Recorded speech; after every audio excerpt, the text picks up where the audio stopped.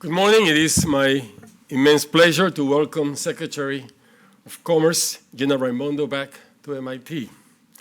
The Secretary was here in March to tour our nanotechnology facility and to underscore the fact that advancing semiconductor technologies is vital to our nation's future. That visit was only a very small part of her efforts to get Congress to enact what has become the CHIPS and Science Act. This landmark bipartisan measure is designed to revive semiconductor manufacturing in the U.S., maintain the U.S. lead in semiconductor research and development, and significantly increase federal investment in science and engineering, especially use-inspired research. And it was not an easy bill to get passed. At several points along the way, it gave the impression to be running out of steam. And I think it's fair to say that without Secretary Raimondo's enormous public and private efforts, it may never have passed into law. Secretary Raimondo worked extremely hard for this legislation. Why? Because he understands that in order to fend off competitors and retain their leadership in science and engineering, one needs to ensure that the next leaps forward in key technologies are made at the US. And she knows what will take to make this happen. New investments in American scientific and technical enterprise and creative thinking about policy. It will also require a strong partnership between the federal government, academia, and industry. The Secretary consults widely with stakeholders from all three sectors as she carries out her responsibilities, which now include dispersing the significant funds that CHIPS and Science have made available. I've been privileged to have a few conversations with Secretary Raimondo. I know that she does not hold back from asking the toughest questions, and she refuses to become complacent, always keeping her focus on the critical next step forward, maintaining our nation's global leadership in science and technology. I very much look forward to listening to her comments. Please welcome Secretary Gina Raimondo.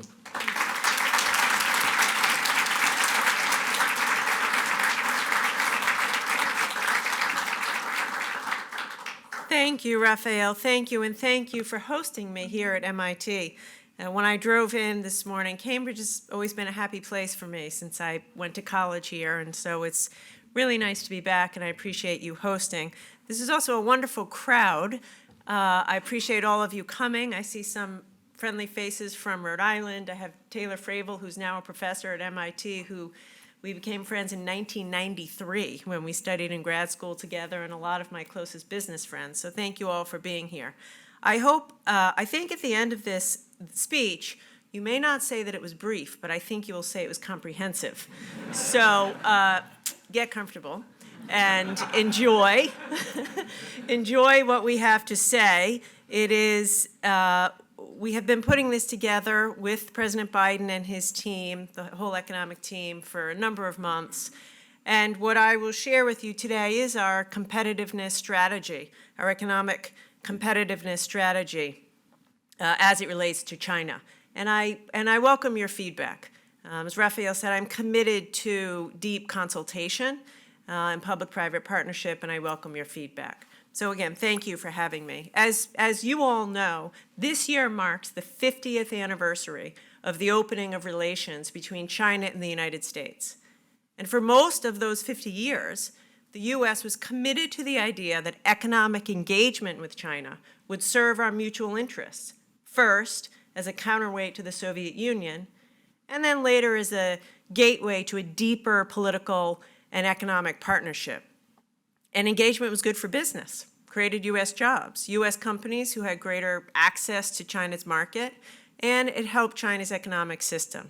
And some people even thought, maybe some people in this room, that over time, China would take its place alongside of the United States and other advanced economies to become a pillar of the post-war liberal international order. It's clear China took a different path. And with that has come profound impacts on our bilateral relationship and in China's behavior on the global stage. Over the past decade, it's very clear China's leaders don't plan to pursue political and economic reform and are instead pursuing an alternative vision of their country's future, a vision of increasing the role of the state in society and the economy, of constraining the free flow of capital and information, and decoupling economically in a number of areas, decoupling in technology areas of the future. Probably most disturbingly is they're accelerating their efforts to fuse economic and technology policies with their military ambitions. And as China's economy has grown in size and influence, so too has its commitment to using non-market trade and investment practices in ways that are forcing us, compelling us to defend United States businesses and workers and those of our allies and partners. China's reprioritizing away from economic growth toward national security and its assertive military behavior mean that we have to rethink. We have to rethink how we protect our own national security interests while promoting our interest in trade and investment. And that's what I'd like to talk about today, how we do that. Because the truth is, in the face of this dramatically transformed strategic environment, I think our economic priorities are clear. Ensuring that the United States builds the talent, technologies, and manufacturing capabilities necessary to lead the global economy in the 21st century, providing our workforce with the education and training necessary to compete for jobs of the future, safeguarding our national security and our democratic values, and growing in ways that reflect our values of sustainability and inclusivity, openness, transparency, and the rule of law. The strategy that I will lay out for you today has 4 components. First, making transformational investments in the United States of America and in American innovation. Second, bolster our own domestic capabilities and tools and creating new ones to prevent China from undermining our national security and our democratic values. Third, partnering with our allies in new ways to advance our shared values and to shape the strategic environment in which China operates. And fourth, advocating, this is important, advocating for U.S. trade and investment and all of the benefits and job creation that come with it. And as President Biden has said and reiterated recently from his meeting with President Xi, working together with China to address transnational issues like climate change and global macroeconomic stability. Now, I want to be clear about one thing to this audience and to all listening. All of the policies that I will lay out, all of the U.S. government policies, are just a piece of the puzzle. We cannot do this alone. We need the private sector, the totality of the private sector, business, and many business leaders are here, universities, labor, have to work with us in partnership to ensure America's long-term prosperity and security. I am calling on the private sector to step up and work with us to move out on this strategy. Because to meet this challenge before us, which we will do, we need to push on all fronts, all at once, and do it together. The competition with China is global, but our economic strategy needs to begin right here at home. And that's why I've chosen MIT as the backdrop for this speech. Our economic competitiveness and national security depend on a bold domestic investment agenda in strategic and critical sectors. And that's why President Biden has prioritized this. In the first 20 months of his administration, we worked with Congress to enact the Bipartisan Infrastructure Act, the CHIPS and Science Act, and the Inflation Reduction Act. Taken together, those 3 pieces of legislation represent over $1 trillion of public investment in the United States of America. This is a once-in-a-generation commitment to innovation, technology, manufacturing, workforce, and infrastructure, including modern infrastructure like broadband, that we need to ensure our future. It's what President Biden has termed a, quote, modern industrial strategy, which is a strategy deeply rooted in America's history, but now we're calibrating it to the new and forward-looking challenges and opportunities of the 21st century. With these transformational investments, we're reimagining our national innovation ecosystem. We have to think beyond just Silicon Valley, Silicon Alley, and even Cambridge to create new technology innovation in manufacturing hubs all across America, hubs that will take advantage of our nation's diversity, which is distributed across America, fostering new collaborations among business, universities, local communities, and position the United States to lead the world in the 21st century global economy. In research and development, we are working across the government and with leading university and industry experts to identify and invest in core critical and emerging fields of technology where, quite frankly, we must attain global leadership. And here at MIT, you are well familiar with these areas: advanced computing, biotechnology, biomanufacturing, and clean energy technologies. At the same time, we also have to revitalize U.S. domestic manufacturing, particularly advanced manufacturing. We know this story. America has taken its eye off of the ball for decades on manufacturing. And as a result, communities all across America have suffered, millions of jobs lost. And I often think that we talk about how R&D leads to manufacturing. We underestimate how much manufacturing then again leads to innovation in R&D. At the same time, we watch China and Asia rise and benefit from that. By the way, because of China's massive subsidy, state subsidy of these manufacturing sectors. And as many of you know, many of your friends here, I felt the effects of this shift firsthand. Rhode Island used to be a manufacturing hub. My dad worked in the same manufacturing company for his whole career until all the jobs, including his, left to China. And in his late 50s, he was out of a job. That's the story of so many people in America. His is hardly unique. And so now we have to focus again on manufacturing. We can't just watch China become a world leader in manufacturing and reap the benefits of manufacturing-driven innovation. Because by taking our eye off the ball of advanced manufacturing and all of the talent and innovation, the United States economy became less competitive and overly dependent on China for an increasing number of critical technologies and goods. And as I said, they achieved this success through their massive state subsidies. I think COVID opened all of our eyes to this, right? COVID opened all of our eyes to the long-term risks for the private sector and the American people of our overdependence on China for critical goods and commodities, and the need to rebuild domestic manufacturing and innovation. Semiconductors are ground zero in this technological competition and central to our new investment strategy. Excuse me? Oh, sorry. They drive innovation in nearly every emerging technology and support critical national security applications. The U.S. invented the semiconductor industry and once led the world in producing the most advanced chips.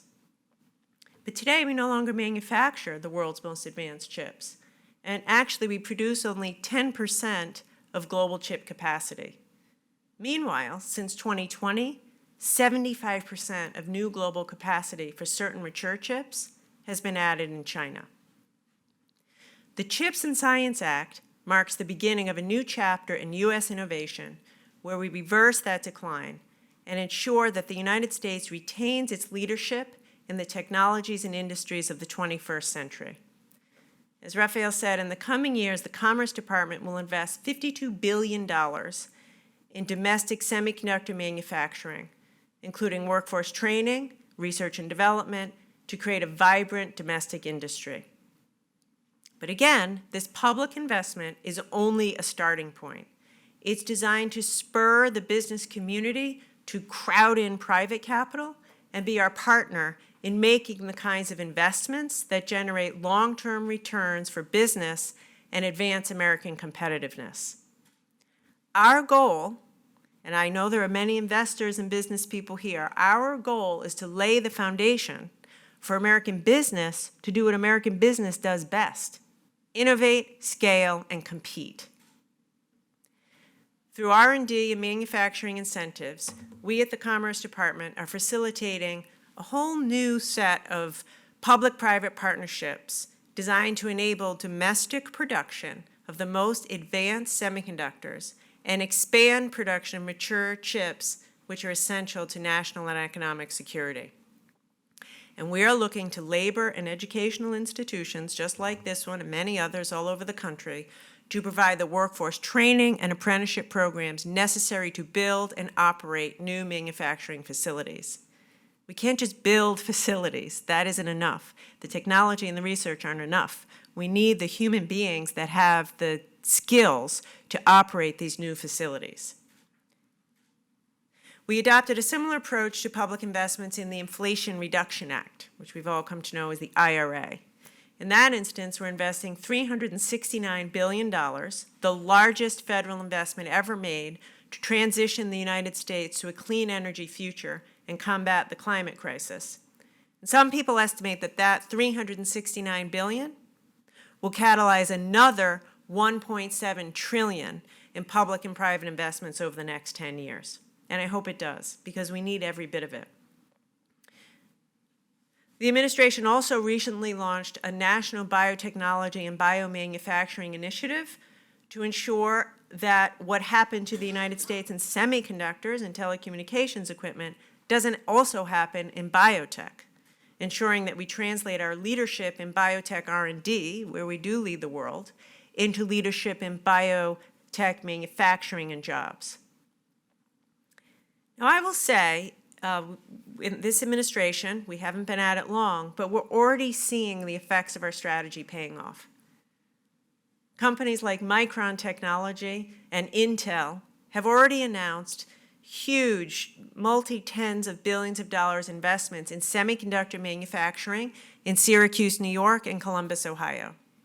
And in doing that, they're partnering with local universities and community colleges to develop the courses and training programs necessary to support tens of thousands of new, well-paying manufacturing jobs. In fact, since the beginning of the president's administration, we've already added more than 700,000 manufacturing jobs to the U.S. economy, which is the most in that period in 3 decades.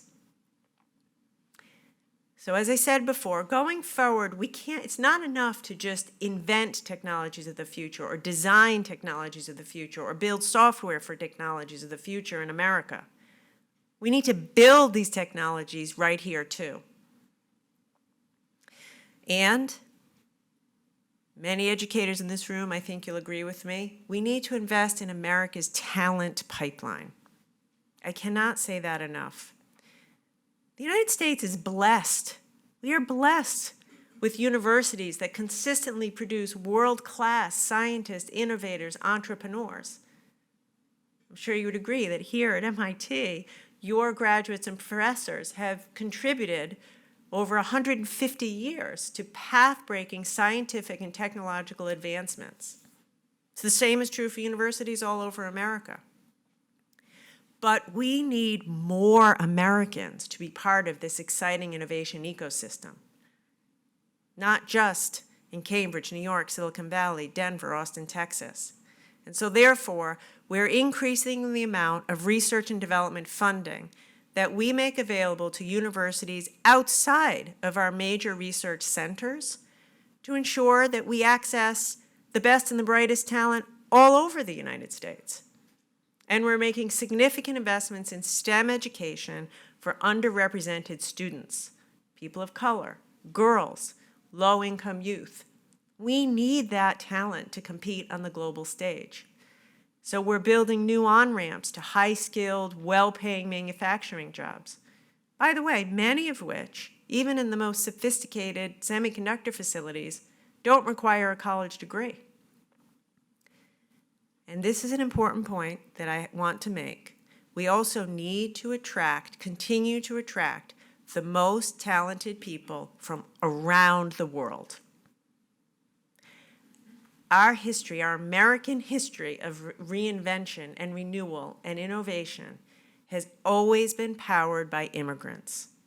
And I want to be very clear on this point in this speech.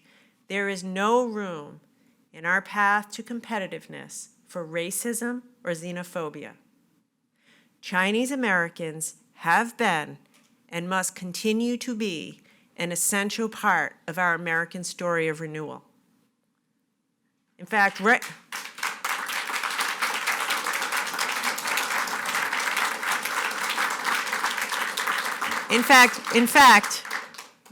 right now, there's over 300,000 students from China studying in the United States. We need them. We want them. We want their talents and ideas. And we will continue to welcome Chinese students and immigrants from all countries because we can't ever hesitate to stand up to racism of any kind and against the people of Chinese heritage. Attracting and retaining the world's best STEM talent, that's our advantage. That is America's great advantage, and it's ours to lose. And shame on us if we lose it. We can't let that happen.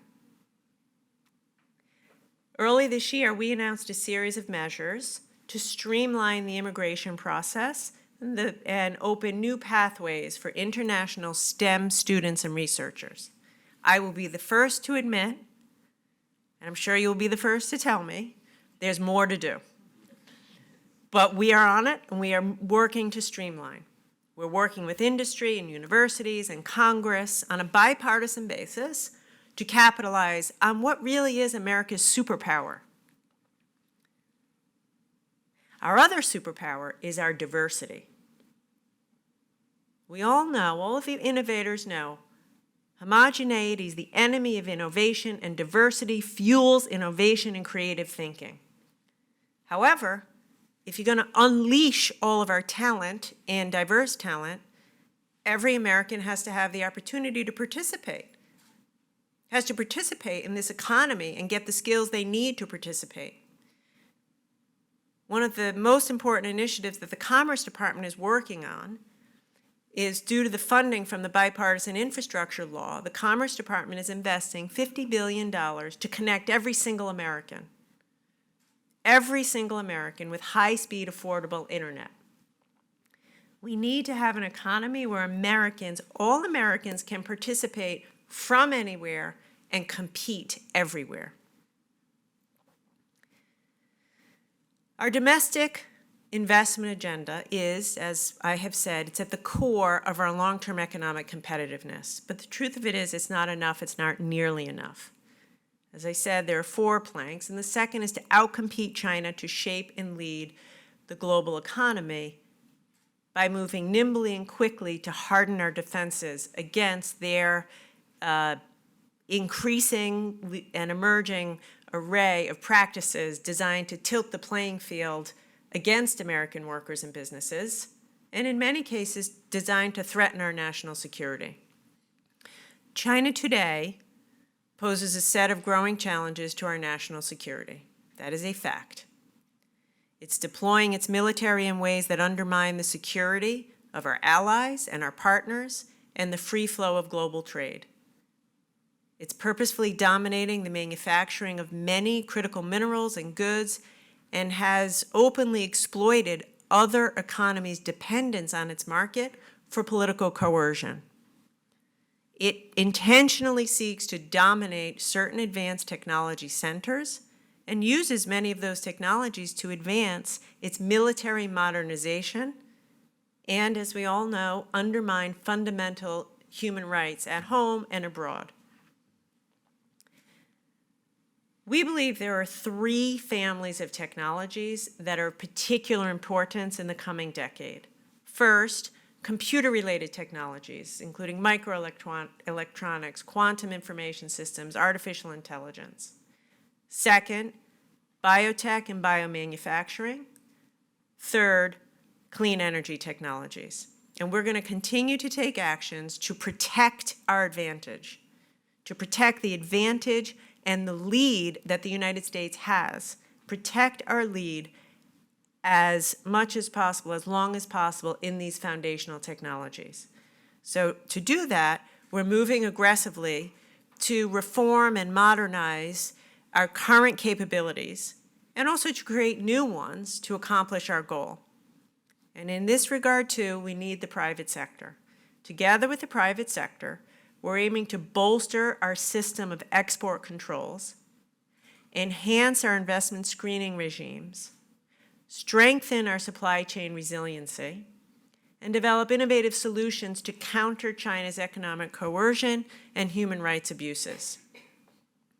So to begin with, we're redoubling our efforts to safeguard and protect our core technologies by being more strategic with our export control policies and our investment screening frameworks.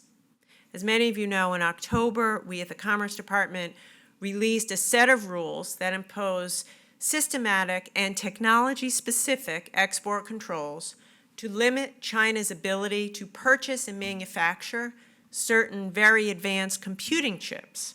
The computing chips used to train large-scale artificial models and which power their country's advanced military and surveillance systems. We also control the manufacturing equipment and tooling used to make these cutting-edge chips. And importantly and very significantly, we restricted American citizens from supporting these advanced technology programs in China. For too long, America's export control strategy was reactive. I sometimes call it whack-a-mole. It was focused on preventing China from expanding its technological capabilities after it accessed American intellectual property. We need to continue to move towards a strategy of being more strategic and more targeted with a laser focus always to protect our national security. In fact, as part of the CHIPS and Science Act, we worked in a bipartisan way with Senator Cornyn, Republican from Texas, Senator Casey, Democrat from Pennsylvania, Representatives McCall and Lucas and Rosa DeLauro, all bipartisan, to implement historically strict guardrails to ensure the investments we make in research and innovation can never be used to benefit China's military. We're also modernizing our review of inbound investments. In fact, a few months ago, we issued presidential guidance, the first of its kind since, as you know, CFIUS, the Committee on Foreign Investment in the United States, was established. The president directed a focus on certain critical new risk factors when evaluating potential inbound investment, such as technology leadership, supply chain dependency, foreign company access to our personal data. And together with Congress and the private sector, we're working to identify and mitigate the risks to our national security from outbound investments in critical technology sectors. So as one example, we've prohibited companies who will be receiving the public CHIPS funding from investing in leading edge or advanced technology facilities in China for a period of 10 years after they accept the public funding. Our strategy also includes protection of our critical supply chains. Once again, we all felt our vulnerability during COVID. We all remember the fear we had when we couldn't get our hands on the PPE necessary because of the concentration of its manufacturing in China. I remember it vividly. Like every other I was governor of Rhode Island at the time. Like every other governor in America, I was on the phone all night long calling countries in Asia to get the PPE that Rhode Island desperately needed and the ventilators that we desperately needed. I did that as governor and now as Commerce Secretary. I am determined to make sure that we never again let ourselves become so dependent on one country for the goods that we need to keep our people safe and secure.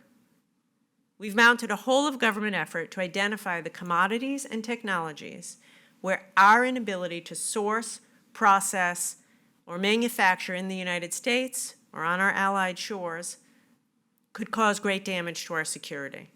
And in these areas, again, we must partner with the private sector.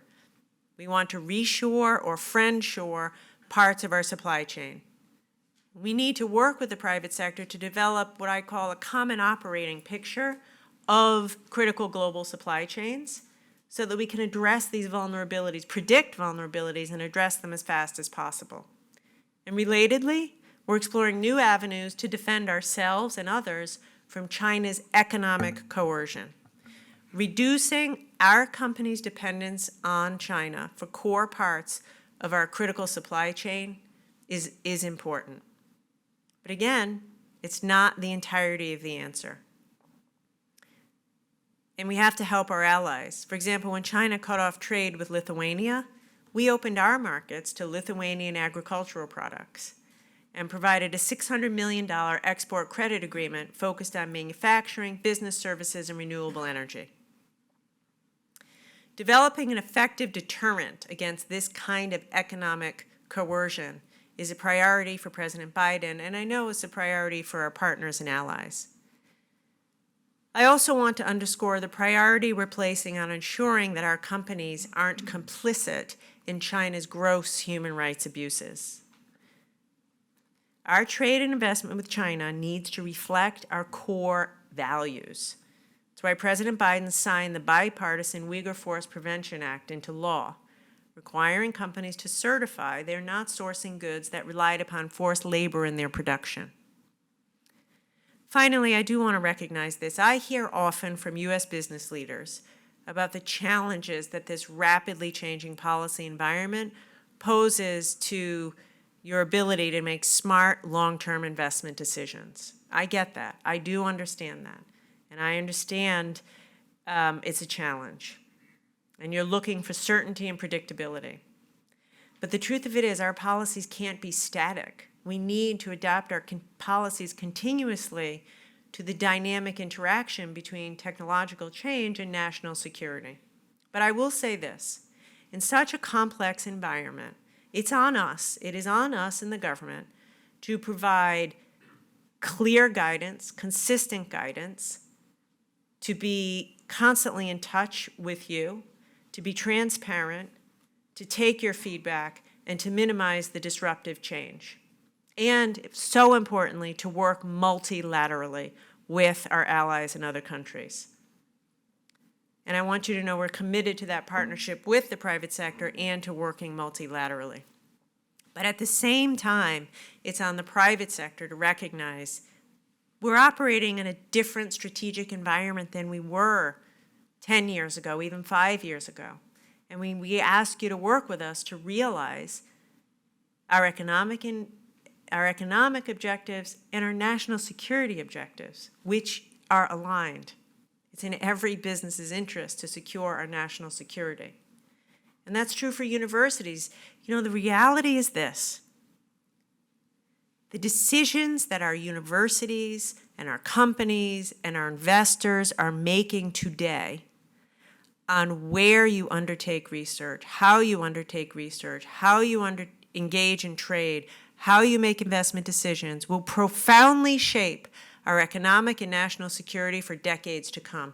And in this regard, I'd like to commend MIT for your recently released China Strategy report on research integrity and collaboration with the PRC partners. It's an example of the type of initiative we need to help inform our policy and chart a sensible path forward.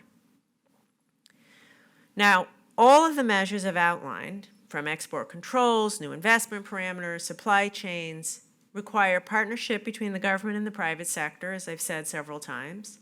But they also require partnership between the United States and our allies. From the moment President Biden came into office, he told everyone in his cabinet and on his team, let's get out there with our allies and shore up again our commitment to our allies. It's vital in our competition with China to shape the 21st century global economy. We can't go it alone. We won't be successful if we go it alone. And Secretary Blinken said earlier this year, our approach to China is centered not only on investment at home, but on alignment with our allies and our partners abroad. And I meet with my counterparts from all over the world regularly. They are equally concerned about China's behavior, and they share a desire to cooperate and coordinate their policies with our policies around rules, technology standards, and values that advance our collective national security and economic well-being. And by the way, they see, as we see, how China's direction has changed, and therefore, they and we need to adjust our strategies accordingly. For example, we've established the Quad Critical and Emerging Technologies Working Group with Japan, Australia, and India. We've established the US-EU Trade and Technology Council, which I co-chair with Secretary Blinken and Ambassador Tai. And that TTC will be meeting next week. We're hosting the Europeans in DC next week. It's all designed to align our approaches on a secure supply chain, export controls, data governance, and investment screening. By the way, we're seeing the effects of this right now. Right now, we're witnessing the strength of this partnership in the extraordinary degree of coordination that we've achieved around our sanctions and export controls against Russia in response to its invasion of Ukraine. Within days, we had a coalition of more than 36 countries coming together, aligned on our technology export controls and sanctions. That's a testament to the work the United States and our allies are doing to align together. And we are reasserting U.S. economic leadership and partnership in the most economically dynamic region of the world, the Indo-Pacific. I was with the president in May in Tokyo, where President Biden launched the Indo-Pacific Economic Framework, which we affectionately call IPEF. IPEF has 13 partner countries that, together with the United States, represent over 40% of global GDP. The Indo-Pacific is a dynamic and fast-growing region of the world, and this innovative economic framework represents America's proactive economic strategy. We are in the region proactively again, and it's designed to support a regional economy that's connected, resilient, clean, fair, and will provide a competitive and attractive new market for American businesses, for our exports, and for our investments. In Indonesia, in Malaysia, in Vietnam, in these countries, in the Indo-Pacific. I think it's also going to be a kind of supply chain diversity accelerator. In a time when every business is trying to figure out how to have their supply chains be more resilient, the IPEF will accelerate that supply chain diversification by facilitating U.S. companies to do business in that region and to have more competitive sources of production and suppliers. And by the way, American workers will benefit also. American workers lose out when our supply chains are so fragile. Last summer, we saw that when there was a COVID-related chip manufacturing slowdown, someplace in Asia, on the other side of the world, in Malaysia or Vietnam, factories shut down in the middle of Michigan, and workers were laid off or furloughed.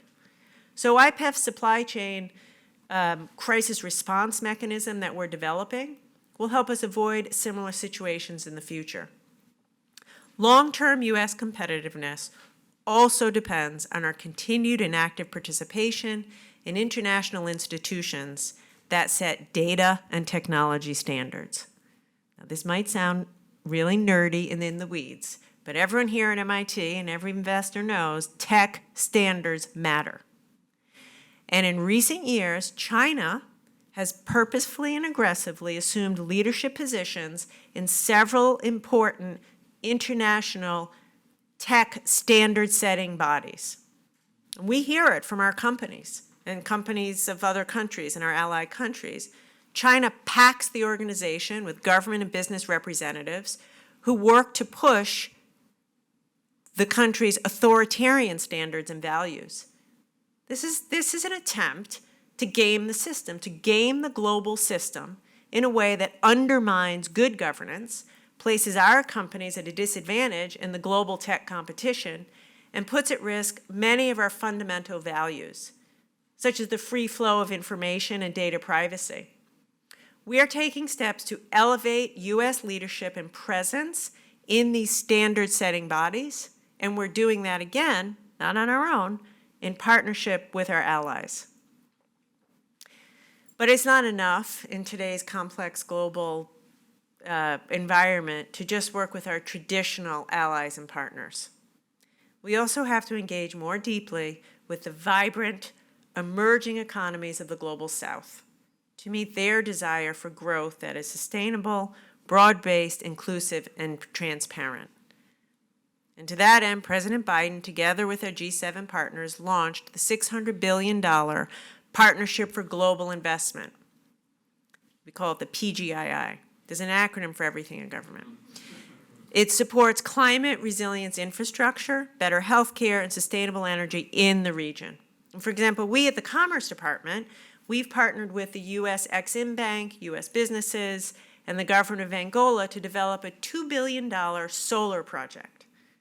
That one investment, one project, will not only help Angola power its economy with clean energy, but it supports up to $1.5 billion in U.S. exports. Again, good for American business, good for American workers. Taken together, these multilateral arrangements reflect the shared values of the United States and our partners and allies. And this is so important. They amplify the power of the United States and provide the basis for future global growth that is sustainable, fair, and inclusive. So far, I focused on what we're going to do at home and with our allies to ensure our own competitiveness. But the reality is, to have a complete and comprehensive strategy, we also need to get the bilateral economic relationship as between the United States and China right, by protecting, but also by promoting, by continuing to actively promote U.S. economic interests, which includes trade. China's government, and any business owner or investor here is well familiar with this, China's government employs a range of economic practices designed to disadvantage foreign companies trying to compete in the PRC market. I see business leaders nodding. China's government also gives unfair advantages to its own industries in ways that displace American workers and businesses and those of our allied partners. I want you to know, I want U.S. business to know, we will continue to press China to address these non-market economic practices that result in an uneven playing field. Many of you are familiar with these practices: massive state support for industries, whether financial support and regulatory support to their state-owned and private firms, their forced technology transfer, often egregious intellectual property theft. And we're working with our G7 allies on a shared approach to these issues to press for our companies. But I do want to be very clear about this. We are not seeking the decoupling in any way of our economy from that of China's. We want to promote trade and investment in areas that don't threaten our national security or our human rights values. You know, annual trade with China between our two countries has grown massively. It was $4.5 million in 1972. It's now more than $750 billion. And obviously that trade provides revenue for American companies, which provides jobs for American workers. And it provides connectivity with the Chinese people. China is our third largest export market, and those exports support over 750,000 American jobs. The benefits of these exports go to the big companies, but they also go to our smallest companies. You know, more than 25,000 small and medium-sized companies exported almost $35 billion to China in 2020. And the Commerce Department is working hard to support those small businesses. In fact, we recently launched in the Commerce Department an export promotion initiative around personal care products, which you cannot argue will hurt our national defense and national security, but will create American jobs. So we're aiming to boost exports by helping small businesses and medium-sized businesses navigate the market and helping them to protect their IP. China is also the U.S.'s largest agricultural market and sustains a lot of U.S. jobs. Our farmers in the U.S. are on track to export $36 billion in agricultural goods this year to China. There's also tremendous soft power of U.S. Companies and brands, which are quite popular in China. Starbucks has more than 5,000 stores in China. Some New Englanders might wish that were Dunkin' Donuts.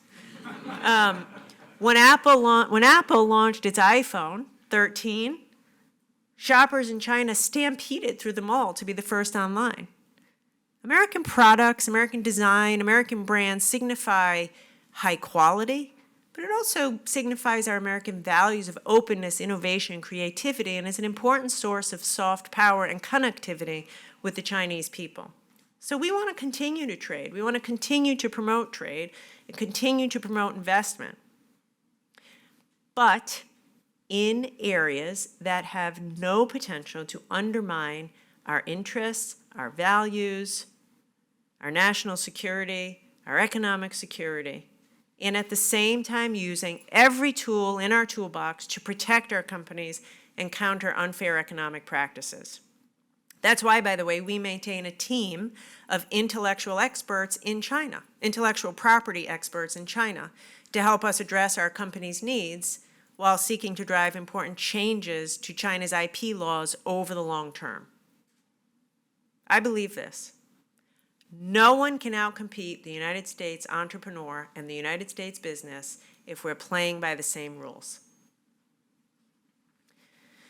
As President Biden made clear in his recent meeting with China's President Xi Jinping earlier this month, we also want to and need to work with China on issues of global economic importance: climate change, food security, health security, debt relief.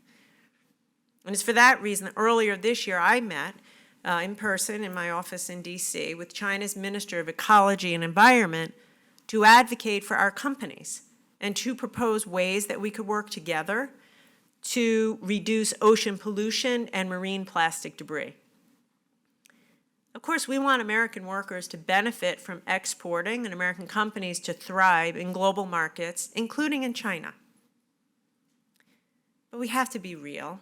As I've said, things have changed, and we have to be sober about China's current direction of travel.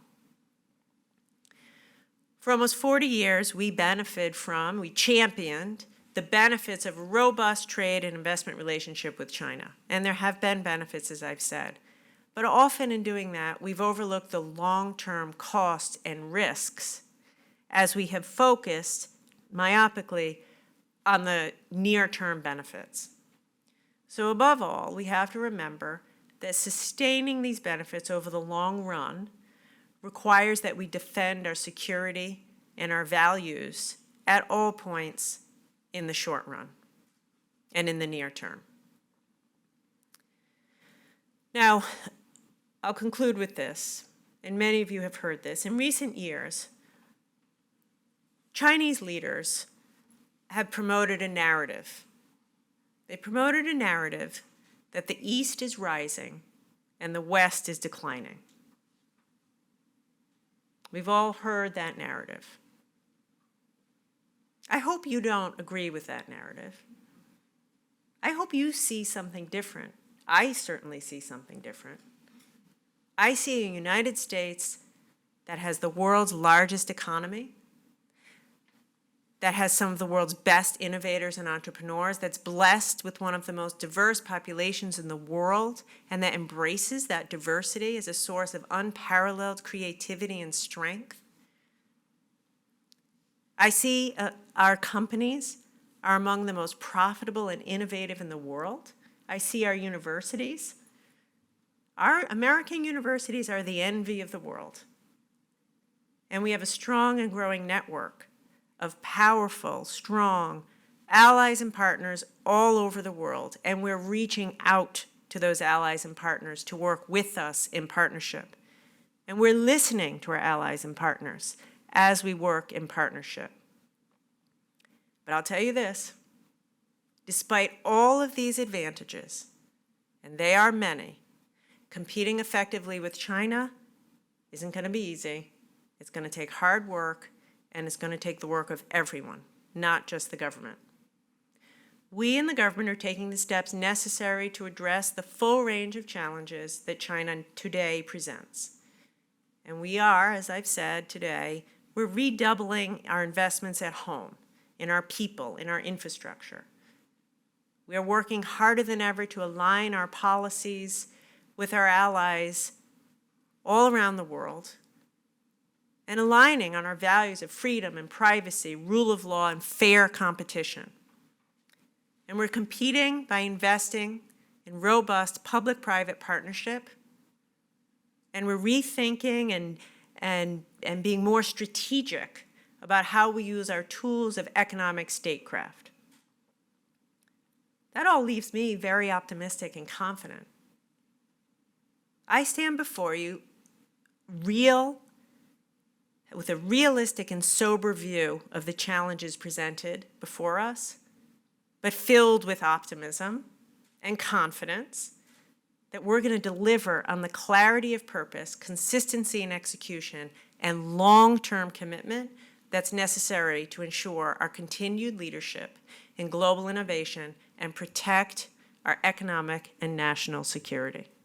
So thank you for having me, and I welcome all of your comments as I come around and say hello.